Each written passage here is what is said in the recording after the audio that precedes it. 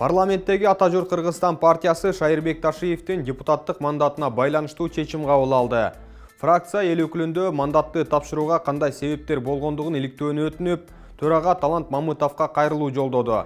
Бул тууралуу жогорку кеңештин расмий сайтында жарыяланды. Шайырбек Ташиевдин депутаттык мандатын тапшыруу маселесин ар тараптуу жана адилет иликтөөнү камсыз кылып берүү максатында тиешелүү чараларды көрүүнү өтүнөбүз деп жазылган кайрылууда. Борбордук шайлоо комиссиясы Ташиевден арыз түшпөгөнүн кабарлады. Жогорку кеңештин депутаты Шайырбек Ташиев мандатын тапшыруу үчүн Ата журт Кыргызстан фракциясынын лидерине 26-январда кайрылуу жөнөткөн. Фракция лидери Бакыт Төрөбаев депутаттын мандатына байланыштуу шайлоочулардан да арыз түшкөнүн билдирген. Алдында Бишкекте 10 чакты адам Ташиевдин мандатын тапшырышына каршы акцияга чыгышкан. УКМКнын төрагасы Камчыбек Ташиев депутат энеси мандатын тапшыра турганын 23-январдагы маалымат жыйында жарыялаган. Улуттук коопсуздук боюнча мамлекеттик комитет Кыргыз жылуулук энерго мамлекеттик ишканасынын Чүй облустук филиалында коррупциялык көрүнүштөр аныкталгандыгын билдирди. Атайын кызмат тараткан маалыматка караганда, ишканадагы от казандардын бирин реконструкциялоо иштери ашыкча бааланып, мазутту керектөө нормасы жогорулатылганы